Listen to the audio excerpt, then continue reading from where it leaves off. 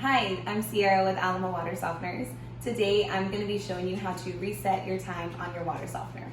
Now, whether you have one of our water care units or either of our basic clock units, it's going to be the same steps that you'll take to reset your time. First, you're going to find your set clock button. Once you push that, you will see your hours flashing.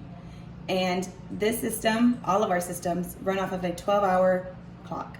So all you'll have to do is push your up button to adjust the time. In the small corner, you'll see a change over to PM.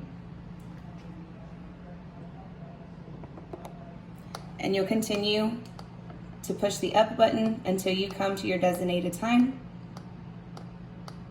We'll go ahead and set it back to 9 a.m. Now, in order to change the minutes, you'll push the next button. You'll see your minutes begin to flash, and you'll use the same up button to change the minutes, or you can use your down button to bring them down.